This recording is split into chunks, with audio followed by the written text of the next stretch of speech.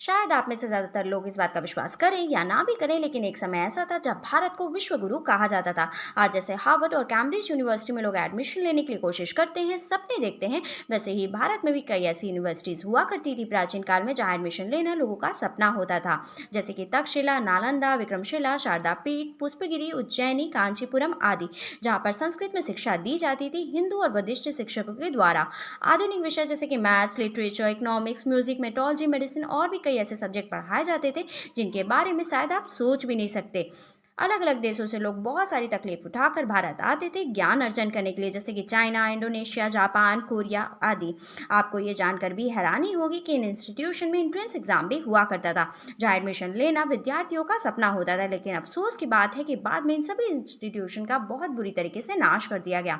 Hello everyone, मैं आरती अग्रवाल आज आपके सामने एक नया वीडियो लेकर उपस्थित हूँ। अपने आज के वीडियो में हम बात करेंगे प्राचीन काल में इंडियन एजुकेशन सिस्टम की, यहाँ कैसी शिक्षा व्यवस्था हुआ करती थी, और साथ ही जानेंगे कि कैसे ब्रिटिश सरकार ने इंडिया के एग्जिस्टिंग एजुकेशन सिस्टम का नाश कर दिया और इंग्लिश एजुकेशन सिस्टम लाकर यहाँ के कल्चर को खत्म कर दिया। तो चलिए बिना देर के वीडियो को शुरू करते हैं और जानते हैं भारतीय एजुकेशन सिस्टम के इतिहास के बारे में। दुनिया के बाकी देशों के बारे में कहा जाता है कि उन देशों ने समय के साथ सभ्यता सीखी, उसके बाद उन्होंने खेतीबाड़ी और पशुपालन को सीखा, तब जाकर उन लोगों को शिक्षा के बारे में मालूम हुआ और फिर उन्होंने शिक्षा हासिल करनी शुरू करी। यहाँ जानने की बात यह है कि दुनिया के बाकी देशों ने ये सभी चीजें भारत से सीखी। ये बात आज से हजारों साल पुराने भारत की है और इसका सबूत प्राचीन काल के कई इतिहासकारों की किताबों में मिलता है।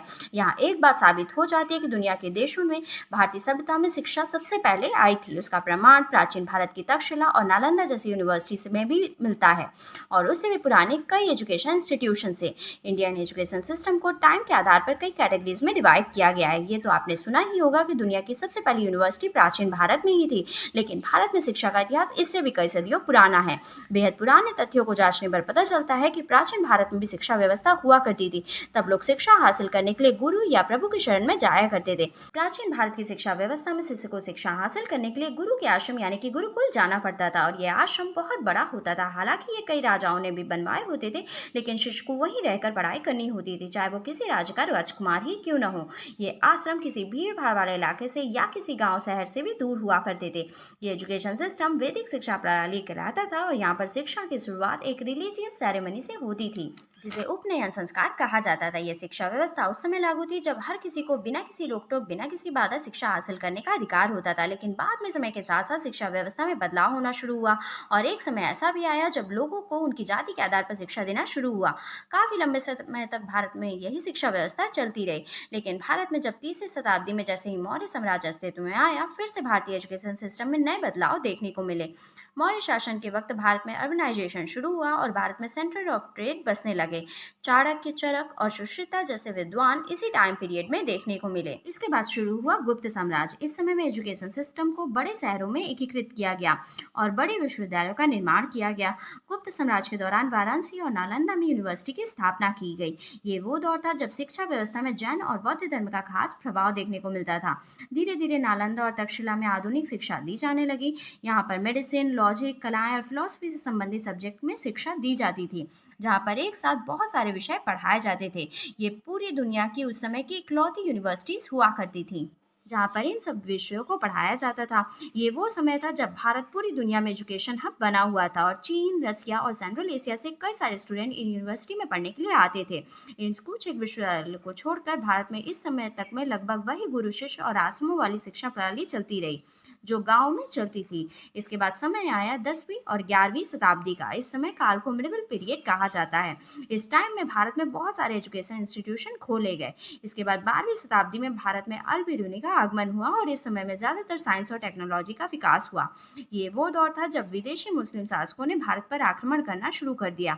इसके बाद भारत के एजुकेशन सिस्टम में बहुत सारे चेंजेस देखने को मिले। इसके बाद 13वीं और 14वीं शताब्दी में भी बदलाव का दौर जारी रहा और बड़े तौर पर मदरसे और मकतब की स्थापना की गई, जिसमें मकतब वो होते थे जहाँ पर स्कूलिंग एजुकेशन और मदरसों में हायर एजुकेशन दी जाती थी। इन जगहों पर धर्म शिक्षा के साथ साथ ग्रामर, साइंस, मैथ, फिलॉसफी तक की भी शिक्षाएं दी जाती थी। और 18वीं शताब्दी तक लगभग यही एजुकेशन सिस्टम चलता रहा, लेकिन इस पूरे समय में भी भारत के गांव में गुरुकुल और आश्रम की शिक्षा व्यवस्था तो चालू ही थी।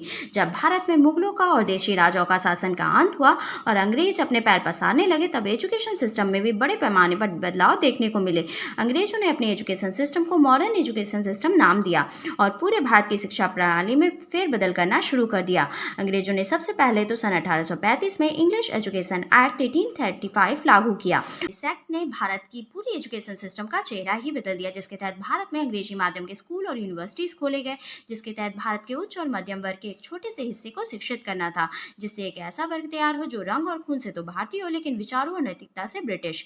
ये वर्ग सरकार और आम जनता के बीच एक कड़ी की तरह कार्य करे। मैकाले ने अरबी और संस्कृत की तुलना में अंग्रेजी को अधिक उपयोगी और व्यवहारिक बताया और भारतीय संस्कृति और साहित्य की क्षमता को यूरोप की किसी एक पुस्तकालय की एक अलमारी की तरह बताया।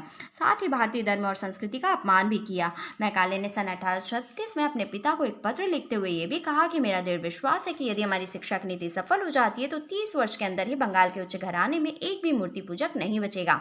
लॉर्ड मैकाले के इस शिक्षा नीति का उद्देश्य सिर्फ यही था कि भारत में कोई भी स्किल्ड पर्सन ना बचे, बल्कि ऐसे क्लर्क रहें जो उनका काम आसानी से करते रहें।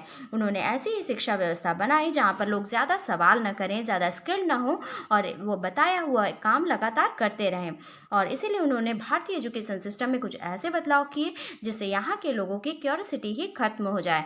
जैसे कि पुराने गुरुकुल सिस्टम में स्टूडेंट को जब कोई असाइनमेंट देना होता था तो उन्हें सिर्फ एक क्वेश्चन देकर छोड़ दिया जाता था, जिस पर रिसर्च करके स्टूडेंट आंसर खुद तैयार करता था और उसकी क्यूरियोसिटी डेवलप होती थी। पर न्यू एजुकेशन सिस्टम में स्टूडेंट को सवाल के साथ साथ जवाब भी दिया जाने लगा, जिसमें स्टूडेंट को सिर्फ जवाब याद करना होता था, जिससे उसकी सिर्फ याददाश्त के आधार पर नंबर दे दिया जाता था। इससे स्टूडेंट की इन्फॉर्मेशन तो बढ़ती थी पर उसे किसी भी तरीके की क्यूरियोसिटी डेवलप नहीं होती थी, उसमें किसी भी तरीके का स्किल का विकास नहीं होता था। अब अंग्रेजों के इस एजुकेशन सिस्टम में किसी भी तरीके की कोई भी स्किल की ज़रूरत थी तो सिर्फ एक अच्छे याददाश्त की। हालांकि इस पीरियड में कुछ अच्छे बदलाव भी देखने को मिले। वो थे मेडिवल टाइम में सिर्फ पुरुष ही पढ़ने के लिए जाते थे जबकि महिलाएं पढ़ने के लिए नहीं जाती थी, लेकिन अंग्रेजों ने चीज़ों को बदलते हुए लड़कियों को भी समान शिक्षा का अधिकार दिया। लेकिन ये सब उनके शासनकाल में बहुत बाद में देखने को मिला। आज़ादी के तुरंत बाद भारत में बहुत कुछ नहीं बदला और अंग्रेजों की बनाई हुई शिक्षा प्रणाली ही चलती रही और आज जो एजुकेशन सिस्टम है वो काफ़ी हद तक अंग्रेजों द्वारा चलाए जाने वाले एजुकेशन सिस्टम पर ही आधारित है। हालांकि कुछ भारतीय सरकारों ने शिक्षण व्यवस्था में बदलाव करते हुए हायर एजुकेशन के लिए कुछ स्कोप ओपन किए हैं, जिसमें रिसर्च और डेवलपमेंट पर ध्यान दिया जाता है। लेकिन आज भी बेसिक एजुकेशन सिस्टम में कुछ खास बदलाव नहीं आए हैं, पर आज भी सरकारें इस एजुकेशन सिस्टम में फेरबदल और सुधार तो कर ही रही हैं। आपकी हमारे एजुकेशन सिस्टम पे क्या राय है हमें कमेंट करके ज़रूर बताइएगा। आज के वीडियो में बस इतना ही। For more such interesting video like and subscribe my channel. Thank you. Bye bye.